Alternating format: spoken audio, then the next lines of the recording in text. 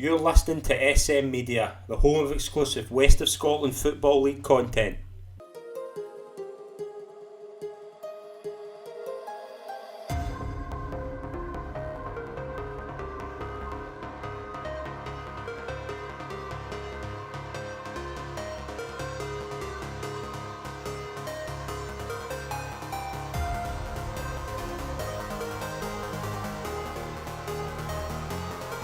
Hi folks, and welcome to the latest episode of the SM Media West of Scotland Football Show. I'm Scott McPike. It's an absolute pleasure to be your host as always. I'm delighted to welcome this week's special guest. It is a pleasure to welcome on the new Neilston manager, Kevin Muirhead. Kevin, it is a pleasure to welcome you on the show. Thanks for coming on. No worries, pleasure to be here. Glad to be involved. I'm looking forward to this. It's been a big change for you in the past few weeks, hasn't it? It's been huge. It's been huge. So I spent a lot of time, obviously, at Muirkirk, 5.5 years down there, and it's took a lot of getting used to, but it's exciting as well. So it's been great to get into Neilston and just get involved. So that's a few weeks now I've been there, and that's an exciting opportunity. So one I'm relishing. Yeah, obviously as well, kind of leaving Muirkirk and things like that. Like the one thing I would say is you've left Muirkirk probably a far better place than when you went in. Is that fair to say? I think that is fair to say. We went in, I think it was the old Ayrshire District League, and they were sitting rock bottom of it as well. And the thing there was it was a blank canvas. So I had to chat with the committee and said we can work some magic here, but we're going to need to start over, and there'll probably be a few doings in the early days, and there was. The Shots beat us 13-0 in the Scottish Cup the second week we were in, but they were already taking down, so it was carte blanche. So we went in and we built and we progressed every single year. And as I say, they're kind of essentially 2 divisions higher than where we started, with some magnificent days in the Scottish Cup. And we beat Cumnock in the old sectional League Cup, and that was a big thing. I think people were still drunk on the Saturday, and it was a Wednesday night game as well. It was the first time we beat them 40 years. So I've got amazing memories of Muirkirk, and made some lifelong friends there as well. And how kind of good is it as well? Like when you're at a club for that long and you see them kind of grow, and how good is it to look back and think like you've been involved in the club? Obviously, double promotion they called it last year. That must be a great feeling to kind of look back in your legacy at the club. Yeah, I've got a real sense of pride there as well. And like I said, it wasn't easy to move on, and it was more than just a game of football on a Saturday and some training sessions. People like Billy Tate, Isabel, Derek Davison down there as well, Jim Lowe, were people, stalwarts of Muirkirk that had been involved with the club for decades, and who had went through some tough times and were just kind of seeing some great days. The expectation for Muirkirk was always they were going to lose for a long period of time.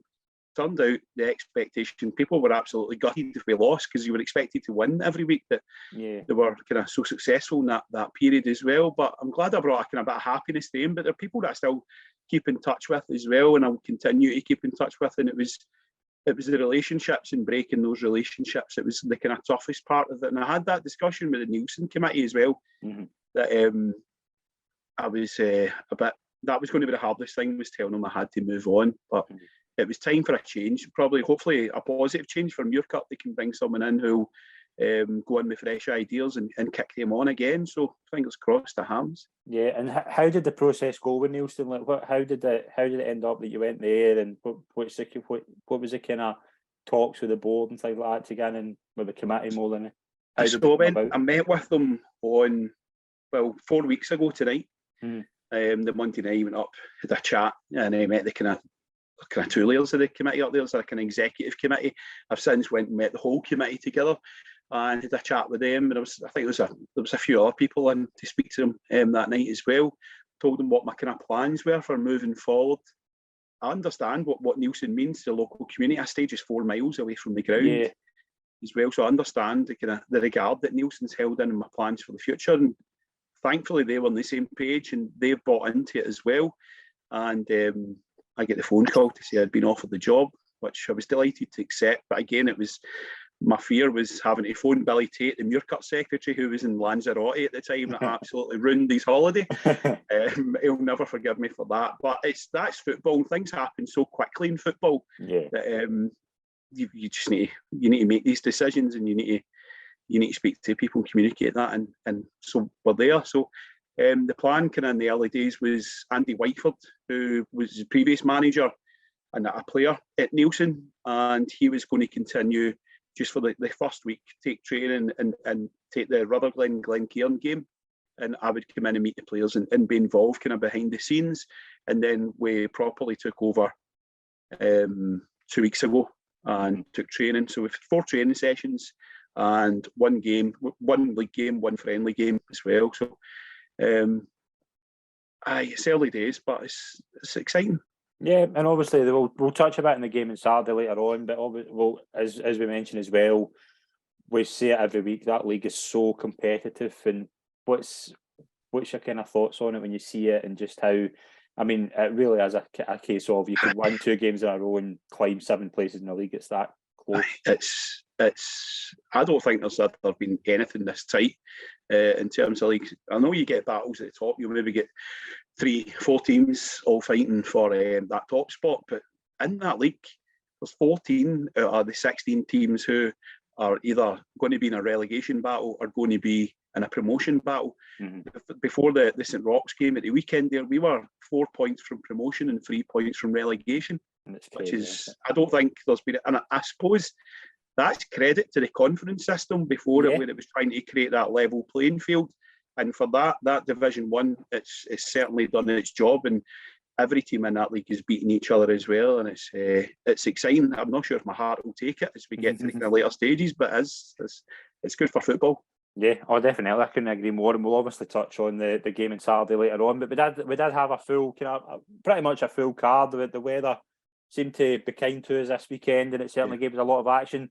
Friday night's the best place to start. Obviously, the Strathclyde Demolition Cup final. It was a thrilling game, and Renfrew edged out Whitlets on penalty kicks, and they go into correction from last week. I said the winners would go into the Scottish Cup. They don't. They go into a playoff with the cup winners in the south and the east. So apologies to the south and east viewers that watched that corrected me online. Renfrew get into a playoff now, and they will play, I think it's the winners of the east and the south, and I think it's like a round robin the way it works. But again, really exciting game Friday night. Brilliant for Renfrew, gutting for Whitlets. That's the best way I can describe it. I think what was exciting, or what was really good was I seen a few people comment online about Friday night football, and a cup final should be played on a Saturday or a Sunday. But look at the crowds. The place, New Tintle Park, was absolutely mobbed, and it was the right decision to play that on a Friday night as well. And I've got some good friends at Renfrew. Ryan Boris is a really good friend, and I'm delighted for them to go and win it. And they're having a great league campaign as well in that Division 2. I don't know a lot about Whitlets this season. Obviously, have previously managed an Ayrshire team, an Ayrshire district and stuff. I knew Whitlets can inside out, but Gordon Popes went in since. I've never come up against them. I don't know much about their players that they have at the moment. We were supposed to play Whitlets last week, and that would have been my first competitive game. But because they beat Lesmahago during the week, they went straight in to play 3 Rovers in the south of Scotland, which was then cancelled. Well, so we've got Whitlets to play twice, so I will need to do some more homework on Whitlets. Yeah, I think it's one of those games as well. Look, although it's a cup final and Whitlets will be gutted, you probably would say it's been a very good occasion for both clubs. There has to be a winner, has to be a loser, and it's that kind of thing. But again, I think Renfrew are in a great run. I think they're the team to beat in the second division. Whitlets, obviously, they're sitting at the bottom of the first division. Results have went against them in the league so far, but I do think they've lost a few players as well. They'll just be wanting to get the league form up. Aye, and again, in that league, everyone's beating everyone. So I would never ever write MD off. I know they lost big guys at Kerry, Irvin Meadow, and a few players have moved on. Lewis Kerry as well. So they've lost a few players, but Gordon Pope's a guy that's been around junior football for his whole life. He'll be bringing players in there and he'll be raising the quality of that team, no doubts about it. Yeah, absolutely. We'll move into the Premier Division. We have new league leaders. It was Beath won against Pollock, a 1-0 victory. Josh Fowler with a goal. Very competitive game. It was all Beath and Pollock. I think it was always going to come down to one goal, and Beath continue their great run and are now league leaders. I think I've had a hand in that as well. So, unbeknown to the player Scott Ruff as the centre back at Beath, that's right. He was probably part of the decision-making process that we decided we were going to move on from Muirkirk. We lost a group of players kind of in that Christmas period. Scott Ruff, 20-year-old centre back, absolutely outstanding. Went to Beath. He's done really well since he went in, yeah. He's been brilliant. So he's been in and he's won 5 in the trot. He couldn't play the shots game because he was cup tied. Yeah. He's won 5 every game he's played in. He's went and won, and I went and watched him a few weeks ago, and he strolled it. And I've been looking at Twitter, and every week it's man of the match underneath Scott Ruff. Yeah. So it's testament to how good the player is. Absolutely gutted that I lost it, but I lost him. But he's playing at a good level. He had opportunities to go higher. He could have went to 2 teams in the SPFL Championship were inquiring about him as well. But work commitments and stuff, and he's made a good choice with going with Chris Strain, and he's in it. So delighted for Scott, delighted for Beath as well, and they're in a good run, and that makes that Premier really competitive at the top. Yeah, it does as well. Obviously, Darvel riding the very big wave that they had over the last week. They were 2-0 up at half time, and a lot of people thought they would be home and hosed against Atherley, but a remarkable comeback for Atherley. Dale Simon with a double, and Atherley beat Darvel 3-2 at home. It's a sensational comeback for Atherley.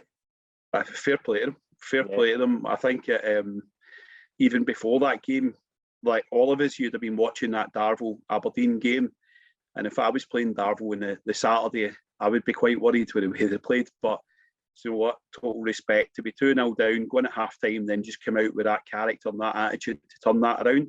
Hats off to them. Well done. Absolutely, a sensational result for Atherley as well. Auchinleck are now third. I think that's their 7th win in a row, a 2-0 home win over Petershill.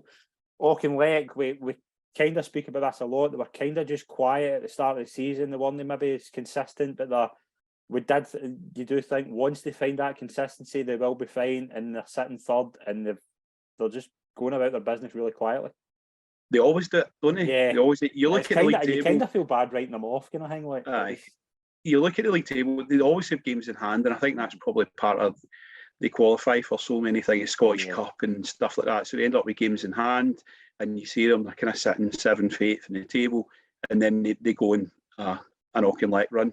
And I think they get 3 games in hand, and they're maybe 9 points off the top, something like that, even less, 6 points off the top. Yeah, they're 6 points behind Bees, and the 3 games in hand in Bees. So it shows you they're still more than capable of being in the mix. And again, if I was to put my money on a team that would win a scrap at the end of the season, I think I would put my money on Auchinleck.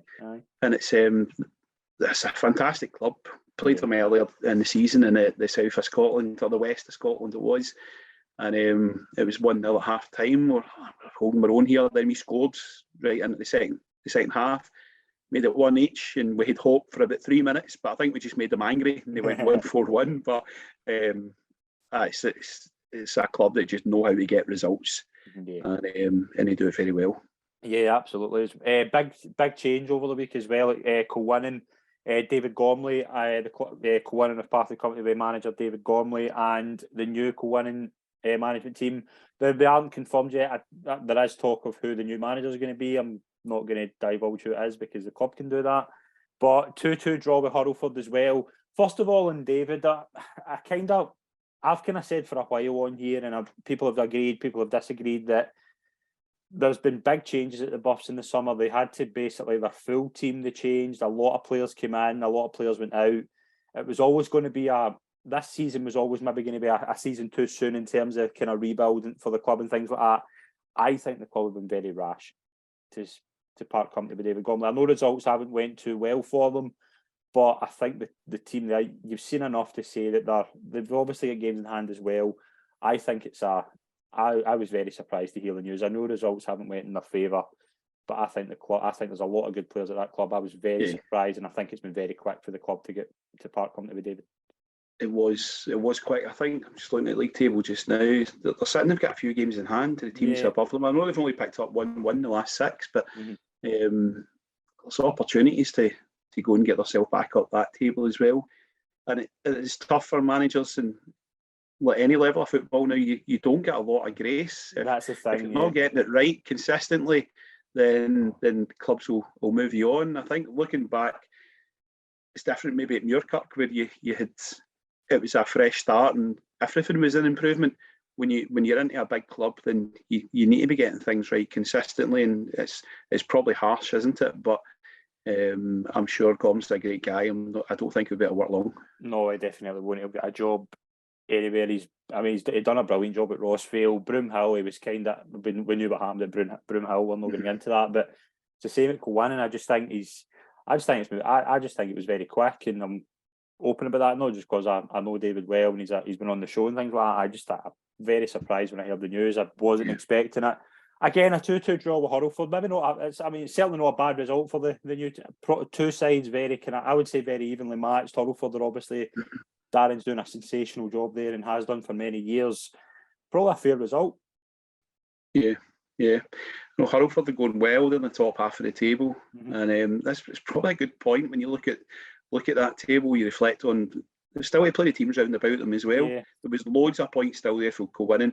Would they be in the bottom three at the end of the year? Then under Goms, probably not. I don't know who's going to come in. You know more than me, but I don't think there'll be a team that'll be relegated. I think they'll kick on. There's certainly quality in that squad. Yeah, definitely. I think their quality's there as well. And a lot of the guys that came in as well, David brought in. So you wonder how they feel about it. I know, obviously, is it Kevin Nicol, the captain? He's kind of it's like a management committee with Thomas Collins. I don't know who else is there, but I kind of saw that during the week.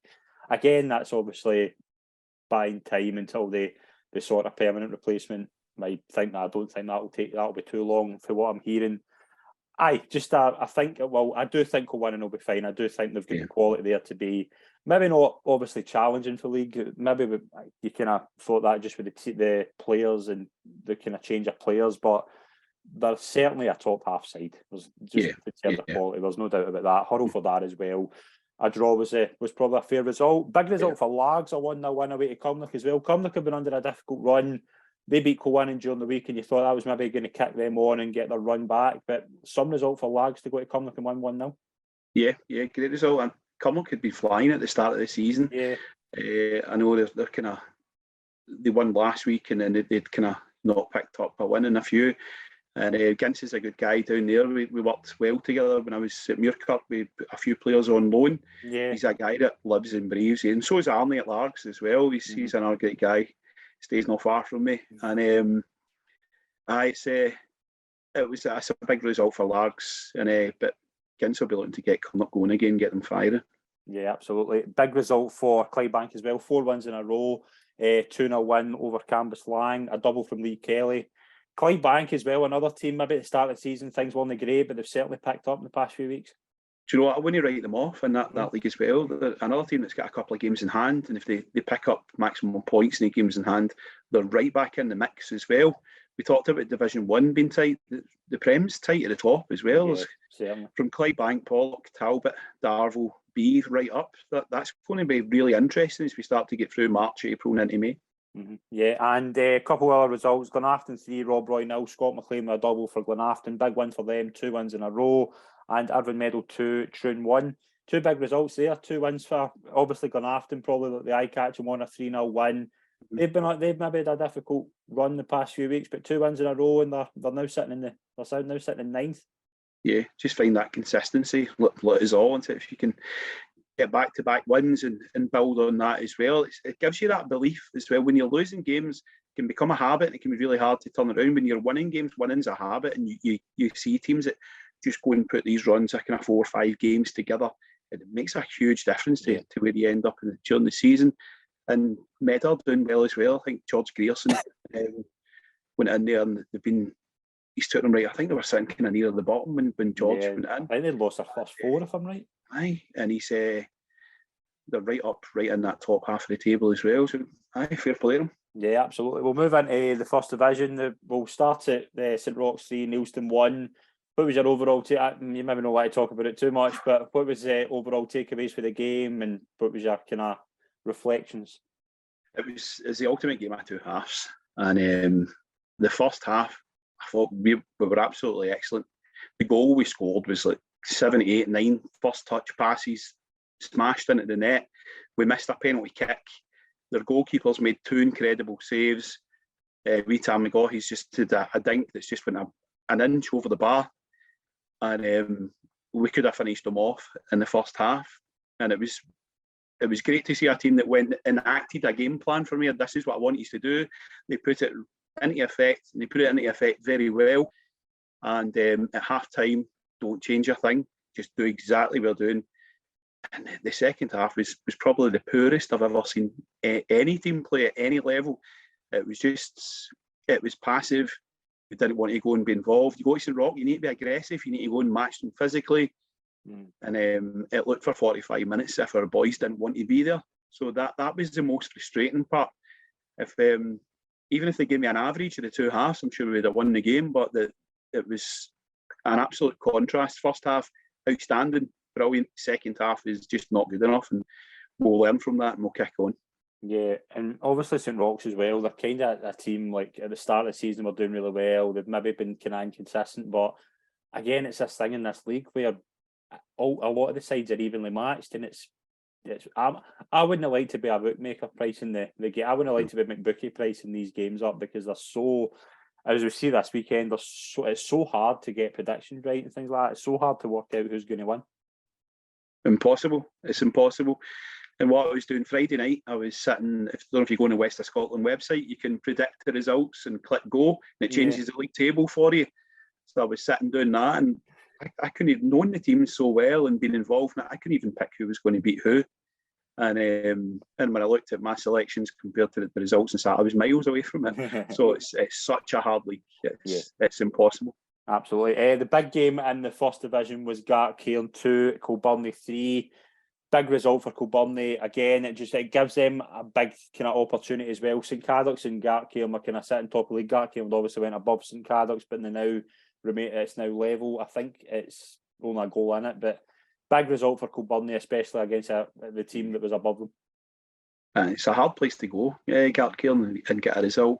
I think it was really late on, was it not? It was a really good free kick from John Scully. If you've seen it, brilliant free kick. I've seen the free kick, and I've been in the end of a couple of the free kicks from him as well. He's an absolute wizard around that box. So stand up and don't foul him, would be my advice, because you're not getting out the net when he gets in the end of one of them. But really late on, I know Alex McDowell and Micton Lorpin that up at Gartcairn will be absolutely gutted with that as well. But it's testament to this league again. I know you keep saying it, how it can change, and it's not just weekly, it's in minutes. It's changing the outcome of the league standings and stuff as well. It's insane. Absolutely. Big result for Drumchapel as well. It puts them, they're third as well. 4 wins in a row in the league. Obviously, they were coming off a disappointment during the week in the Scottish Cup. That kind of result's difficult, although obviously that was a really credible performance against Elgin.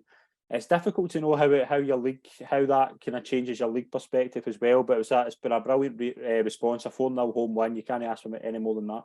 Yeah, and that's it. And sometimes maybe get knocked out. That is your big focus, the Scottish Cup, isn't it? And it's a dream. And the league's your bread and butter. Getting knocked out, sometimes it can have that adverse effect on you, and maybe that drive dips a wee bit. But 1-4-0, so there's no signs of that. I've seen them this season. That they're a quality team with quality players and real experience in there as well. We play them in 3 weeks' time, so we'll go and watch them again. But they're doing really well. Yeah, brilliant result as well. Cumbernauld 0, Rutherglen Glencairn 2. 4 wins in a row for Glencairn. Really good result as well. Double from Ryan McManus. And Rutherglen have kind of just shot up the league with, again, just that consistency. 4 wins in a row. They've got some big goal scorers like Jack McElveen and Ryan McManus. And when they're firing, Rutherglen could sweep under the radar here. I think they're a really, really underrated side. Yeah. The first week I went in at Neilston, Andy Whiteford was still in charge, but I was in a dugout and we played Rutherglen, and they beat us 1-0. A goal that was 10 yards offside, but that's for another day. And I thought we competed really well against them. I went and watched them on Wednesday night when they played St Roch. I was obviously watching St Roch, but I was impressed with them. And they use the ball so well. They go forward really quickly. Ryan McManus is an excellent player as well, and he dictates play. he's absolutely ruthless in that final third as well. He's a fantastic player. Yeah, absolutely. Big results as well. Johnston 2-1, 1-2-1 away to Rossvale as well. Big result for them. And Thornleywood ended a really kind of bad losing run with a massive 2-1 win away to Shotts. Two big victories, particularly for Thornleywood after a really bad run. Aye, obviously, looking below us in the league, I'm wanting Thornleywood to get beaten to try and keep them away from us, which just shows you they've jumped kind of 2 places, and they're right up the back of us again. But Jimmy Nesbitt and Dolsey are good guys at Thornleywood, and obviously been in the lower leagues when Thornleywood done a kind of double promotion as well, and I know them really well. But some really good players in that Thornleywood team. I think they'll kick on. They'll maybe go on a wee run and get themselves moved up, especially Boyd with beating Shotts. Big John's always get strong physical teams there as well in that big park. To go there and get a result, what other team you are, if you're at the top of that league, going to Shotts is hard. If you're the bottom, it's just as hard as well, and fair play to them. Yeah, absolutely. A double from Jojo Gillespie for Johnson as well. Blantyre 2, Benburb 2. Again, 2 very even sides. I think if you look at the games over the weekend, if you'd said a draw in that league, you would probably been that one. I think these two sides are really hard to split. We played Blantyre this week as well, and they're a team that I think they drew a few in a row and kind of fell behind. Then they get that win, and it's kicked them right back up the league. And Benburb are going well. I think Benburb haven't lost in 5 or 6 or something. 5 games unbeaten, yeah. And, Blantyre have only lost 1 in the last 6. 4 draws in there, but again, they'll just be wanting to get wins on the board and get up. And 2 sides are shows you if Benburb had that early consistency, those 4 wins in a draw and the trot, they would have been right up there and in the mix as well. And they still can be. Only 3-4 points away from being right in first and second. Absolutely. It's a heart attack league. Big result. We'll move into the second division. I want to start at obviously Muirkirk, a 2-2 draw over Glasgow Perthshire. So kind of overall thoughts. Obviously, there's a kind of is it still an interim team at Muirkirk at the moment? Yeah. So it's Nathan Bogle, the goalkeeper, is taking the team just now. I think he's kind of helped with the players are all on side with him as well. Nathan's is a great guy, really loyal guy. He's been down there I brought him in just maybe about 2 months after I went into job, so he's been there for the best part of more than 5 years now. And he's taken the team on, and he's taken them for 3 games and he's not lost. So fair play, Nathan, you're doing well. And I think I spoke to him actually on Saturday night. I think they're a wee bit disappointed in drawing. They felt as if they came from behind twice. They came from behind twice, but I think they had chances to go and win the game, and they felt the goals they lost were a wee bit soft as well. But well done. And so they drew 2 each with Yoker the week before, and I think it was at the uni they beat the week before that as well. So they're doing okay. Yeah, absolutely. Yeah, big draw as well. Two sides probably that'll be kind of satisfied with their weekend. Big result for Kilsyth Rangers, 2-1 win over third place Ashfield. Massive result for Carl Oney's team. Yeah, definitely.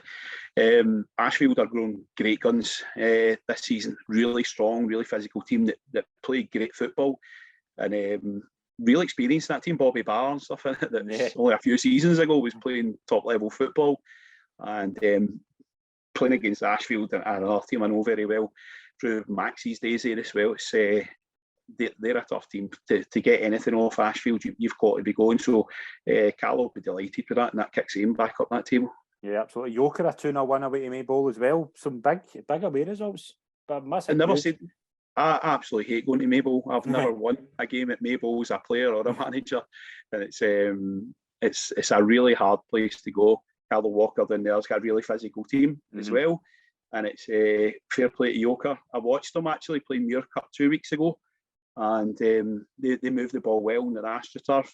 You always worry about AstroTurf teams going away and playing, and Mable's not get the greatest of parks, but they've obviously worked hard and got their rewards. Yeah, absolutely. And big result at the bottom end of the table as well. Maryhill, a 1-0 away win over Wishaw. Just shows you Wishaw in a difficult run as well, but Maryhill obviously overtake them big. That's a huge 3 points for Mark as well. And that Maryhill then get the bit between their teeth, and then they'll be looking at Ardeer now to try and draw Ardeer into that position. I think they've still to play each other as well. Yeah, the same level, the same number of points as well. Yeah, both played 14, and Wishaw have got the 2 games in hand, so they'll be looking to make up for that and kick on. But when you're playing the teams around you in a league like that, you need to be taking maximum points, and Maryhill will be delighted with it. Yeah, absolutely. The first competitive game, I think, since the beginning of December was a 1-1 draw with St Anthony's. I think Forth got reduced to 10 men. Again, just 2 sides very at the top end of the table. By all reports, a draw was a fair result. Both sides had their chances. I think probably the St Anthony's will be the most unhappy out of the 2, though. The Ants are flying this season. Yeah. I think they're doing fantastic. Always been a tough team to beat over the past 3-4 years. But this season they're really kicking on, and it's not always just that they're not going to smashing teams, but they're getting results. They're getting 2-1s and 3-2s, stuff like that, 1-0 wins, and they might be a bit disappointed at home and drawing 1 each, especially a team that's lay idle for the best part of 2 months as well. Yeah. But it's a point close to Renfrew, who are obviously not playing, so we're playing the Friday night. Yeah, absolutely as well. The other draws: Greenock 0, Craigmark 0. Again, Greenock obviously looking to just get wins on the board. Craigmark, I think Craigmark will be up there. I just think they need to get some consistency as well. But it's another really competitive league, as you know.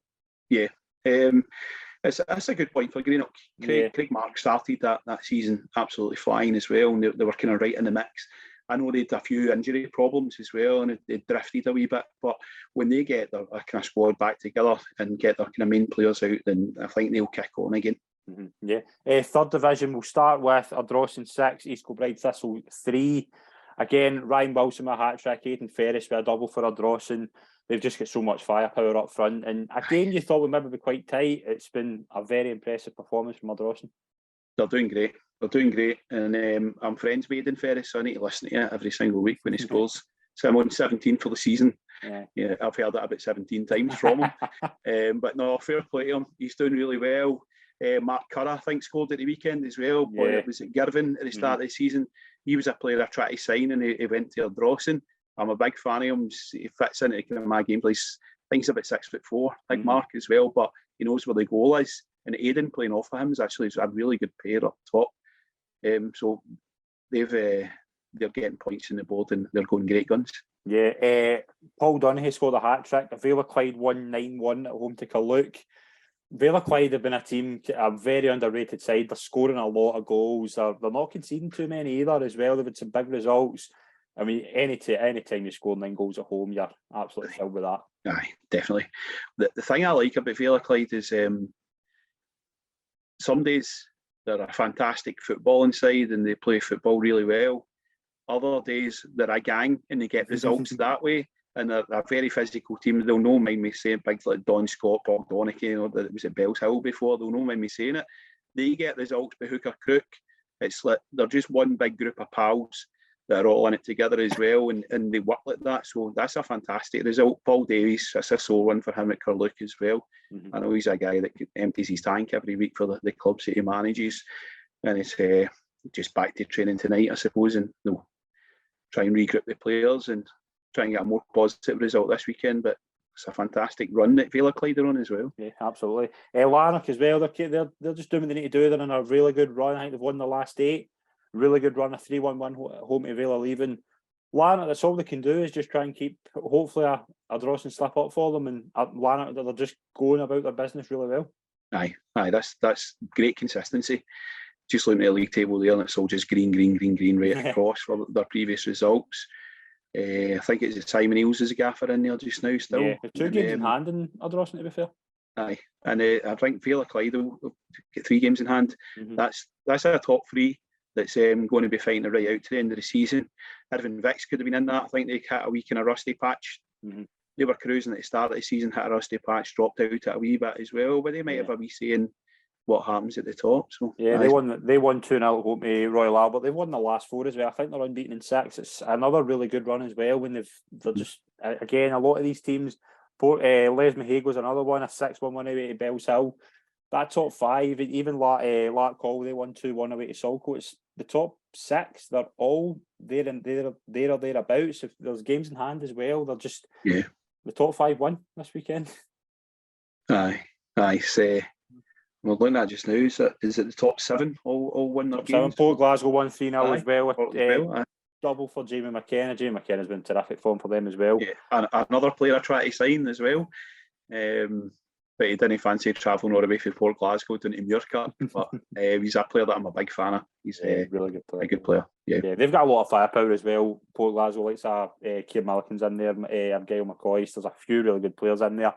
Yeah. I would say probably the big result of the day, apart from obviously the big kind of Les Mahago's a big one as well. 6-1 away to Bells Hill. When you score 6 away from home, really good. And they've won the last 3 as well. They'll just be wanting to get up there because there's a wee bit of gap between like 4th and 5th, but all it takes is if you keep that run and run going and somebody up above you, you can get up there, no bother. It's a big league as well. I think that's got extended number of teams in it. 19 teams, yeah. And that comes with an extended number of relegation slots, I think, as well. Yeah, I think as many as 7 can go down. Right. I think. So it's not a league for the faint-hearted as well. And you really need to be kind of getting yourself right into that kind of top 7, 8 to keep yourself away from that as we get into midweek football at the end of the season. So it's a league where you need to go and put wee runs together to keep yourself right up the table. Yeah, absolutely. Big result for Lugar as well. A 2-0 win at home to Girvan. Newmains won. Kello Rovers won. And it's just the 3rd division as well. Another competitive league. 4th division. Yeah. There you go. I think Kello started really well, didn't he? Yeah. They were absolutely flying at the start of the season, and then they dropped away a wee bit as well. They'll be disappointed, but I know Newmains is a whole new build this season. I think I forget his name. The guy who was assistant manager at Bells Hill's now the gaffer in there. Davy Menelaus. That's right. Yeah. Aye, they'll all be looking to them and Lugar scrap themselves out of that kind of 14 down. Yeah, absolutely. We'll move on to the 4th division. The run of Kilsyth Athletic, the 15-game winning streak came to an end. Thorn Athletic held them to a draw at their new ground as well. What a way to mark the new ground, hold the league leaders to a draw. Definitely, I don't stay that far away from it as well, and it was big work being going on at the Thorn. I've got a few friends that are kind of management there as well, so no, delighted for them, and just knowing them so well, they'll not be happy sitting in kind of 5th place. They'll want to kick on. They'll want to get through the divisions. Got a very experienced manager in there as well, and they'll be wanting to go up. So that's Kilsyth for flying. You say that's the first time they've dropped points in the last 42 points or whatever it was. Unbelievable. Yeah. West Park as well, they've reduced it to 7 points. A 7-1 home win over Eglinton. You look at West Park's team and there's a few. Eddie Ferns is there. Eddie Ferns, you've got Stephen Graham. They're going to shoot up the leagues, I think. Yeah. I know it's that's another group. It's a group of mates who are all out together as well. I think Mark Mackay, the gaffer out there, is that right? I think so, yeah. Aye, he was a Villa Clyde manager before. He's the house, is he not? Oh, it is. He's aye. My knowledge of the 4th division is awful. So no, West Park is a group of mates. I know there's a few boys for Ashfield that went out there as well. Yeah, they've picked up a lot of players for kind of elsewhere as well. They've got Jai Cudi that's there. I think that's how you pronounce his name. Apologies for it, isn't he? And again, it's just a lot of these sides, like the likes of Threave as well, obviously coming in. They won 5-1 away to BSC Glasgow. St Peter's a 6-1 win away to Easterhouse. Rossvale Academy 4-1 away to Campbelltown. They're capable of putting in some really, really good performances, a lot of these teams. I know St Peter's really well as well. John DL, the gaffer at St Peter's, I know him really well. He was actually one of our coaches at Muirkirk for a while. And I know the St Peter's team that came through that basically were the very successful youth team that John had. They'd won several kind of Scottish Youth Football Association Cups. Once they mature a wee bit, they'll be a team to watch. Mm-hmm.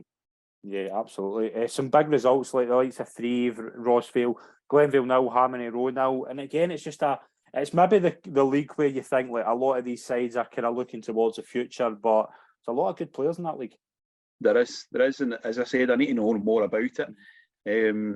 Try and steal a couple of diamonds out of that league as well. We played BSC 2 weeks ago when the Whitlets game was off, in a friendly just to get us going. We won 5-0, but there's a couple of decent players in that team as well. A couple of experienced boys as well that I'd known before. So these teams are attracting decent junior experienced players. Yeah. Obviously, coming up for Neilston, there's a few big games. Obviously, we mentioned there, you played Blantyre at home on Saturday, away to Gartcairn the week after, and then at home to Drumchapel.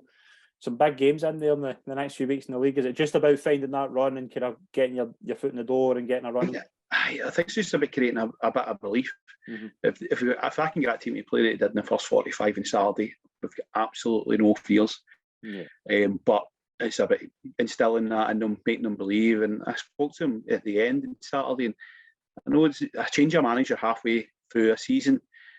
That's not happening for positive reasons. There must have been a negative reason for that to happen. And now it's about us coming in and instilling a bit of belief in the players as well. But I think the next 5, probably every fixture in that league is a tough fixture, but the next 5 are really, really tough. I mean, it's all teams that are kind of up there and in the running we're playing. But we need to get points in the boards. We'll be going all out to do that. Mm-hmm, absolutely as well. Big game I want to talk about as well was the third round of the West of Scotland Cup. You host WOSFL. The cup, obviously, we all love a cup run, and we saw that maybe a good week to use it when we've seen like some West of Scotland teams do really well in cups. That the West of Scotland Cup presents a great opportunity. Yeah. Rosvale put my Muirkirk team out of the Scottish Cup in penalty kicks. Earlier this season, there was a 0-0 draw, a Friday night game.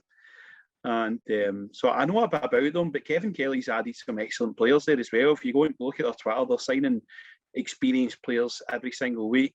And I know they started to get a few results. And I know they were really unhappy at losing 2-1 to Johnson Borough.